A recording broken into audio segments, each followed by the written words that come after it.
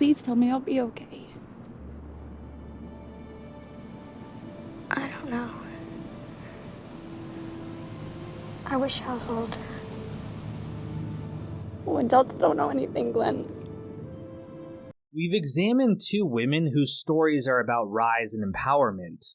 Now we'll examine the other side of the female experience in Mad Men. Matt Weiner himself says that Betty, along with Joan and Peggy, represent the three aspects of women in the series. Never mind that he leaves out the other major woman of the show, but we'll talk about her next time. The flip side there's obviously more than two dimensions to a woman's possible experience, and certainly Betty is the third part of it.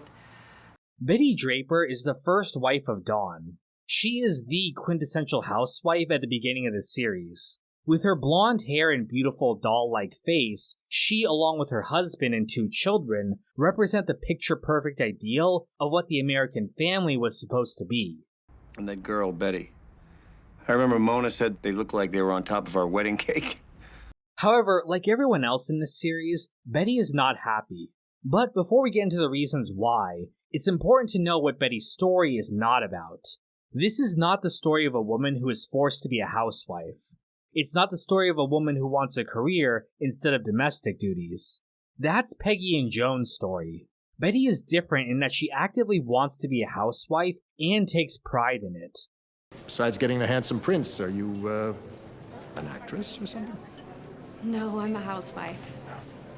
Rather, Betty is shaped by her own desires and values. She represents the ideals of 1950s America, believing that a woman's place was at home with the children. Even by the standards of the time, Betty is considered old-fashioned and almost too perfect to exist. Do people think I'm weak? No, it's just you're so sweet and perfect. I'm not. Well, it does seem that way. Betty was raised by her parents, Eugene and Ruth Hofstadt. Her mother, Ruth, died young, about 3 months before the first episode. Betty idolizes her late mother, who was very domineering and critical to her.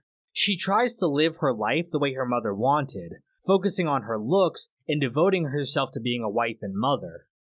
She wanted me to be beautiful so I could find a man. There's nothing wrong with that. Before the series began, Betty was a model, the ultimate expression of the importance that she places on her beauty. She met Dawn on a photo shoot, and very soon the two were married and moved from the city to Ossining to raise children. I think I only had 2 more jobs, maybe 3, before we got engaged. And then I got pregnant. However, Betty isn't really equipped to deal with children. She reacts very negatively to anything they do that displeases or even inconveniences her, and she doesn't take them or their emotional needs seriously. Her parenting even borders on abusive at times. You have nothing to say. I didn't do anything. Don't you dare lie to me. I'll cut your fingers off. Part of this behavior is of course the fact that Don is an incredibly shitty husband who takes almost no role in raising his children. The burden falls entirely on Betty to be responsible for Sally and Bobby. Take no responsibility for anything that goes on in this house. You get the bills, clothes on your back, the damn stables. But another reason has to do with Betty's immaturity. Throughout the series, Betty is shown to be incredibly immature for her age. Mostly, she seems consumed with petty jealousies and overwhelmed with everyday activities. Basically, we're dealing with the emotions of a child here. She wasn't always like this.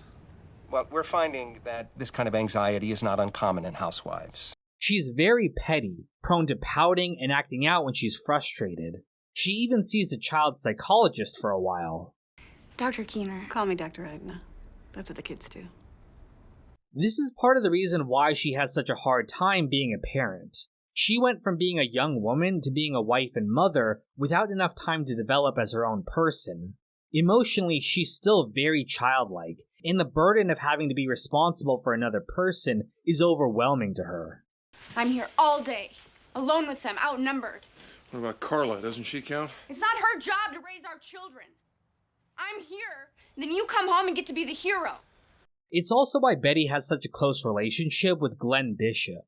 A lot of people misinterpret the relationship, viewing it as creepy or sexual in some way. But the reason Betty becomes so close to Glenn is that she feels that she cannot communicate with the adults around her. Glenn,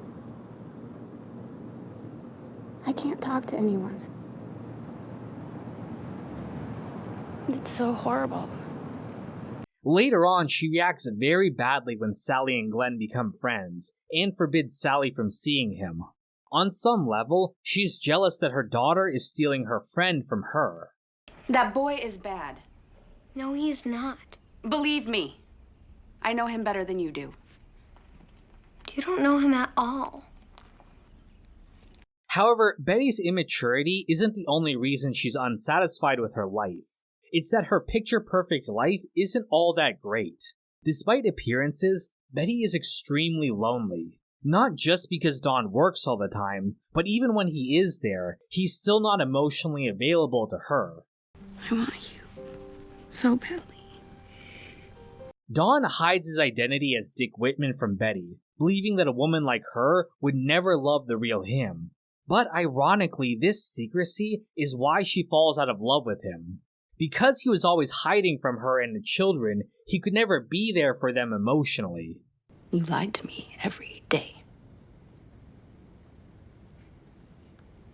I can't trust you. I don't know who you are. This is why Betty relates so much to Glenn. Glenn's mother, Helen, is a divorcee, and as she works and eventually finds a new relationship, Glenn feels neglected. Despite being an adult, Betty feels the same way about how Don neglects her to focus on his work and his affairs. The person taking care of him isn't giving him what he needs. Eventually, Betty decides to take action and leaves Don to marry Henry Francis, a politician she met while she was pregnant.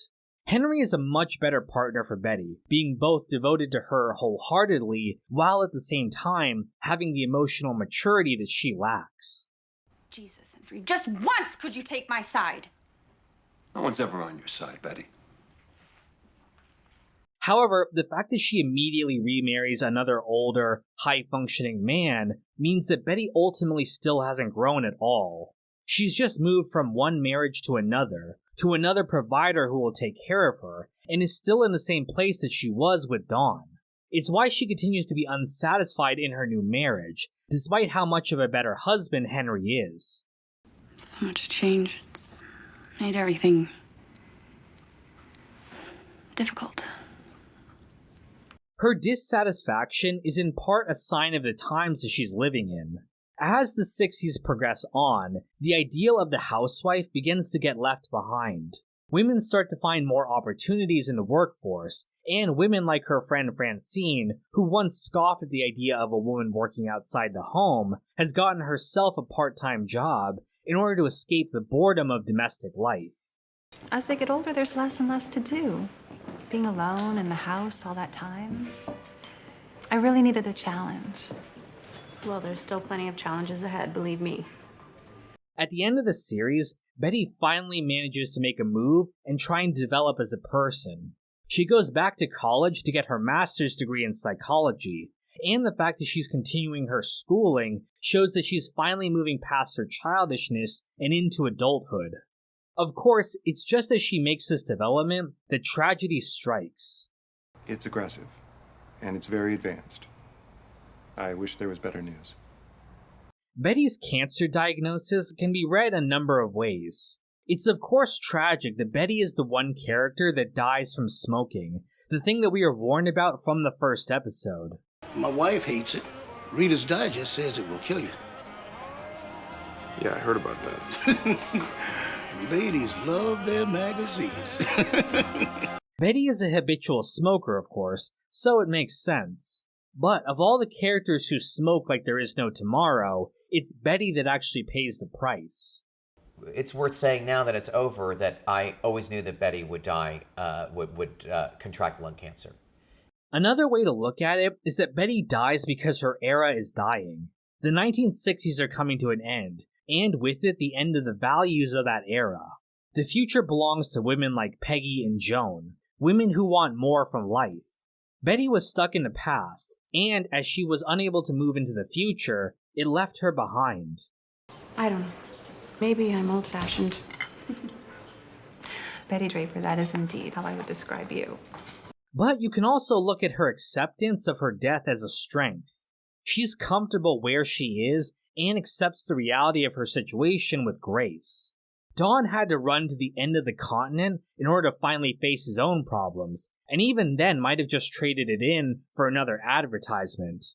But Betty faces death with the same strength that she's shown throughout the rest of the show. And if nothing else, that's something to be admired. And I don't want you to think I'm a quitter. I've fought for plenty in my life. That's how I know when it's over. It's not a weakness.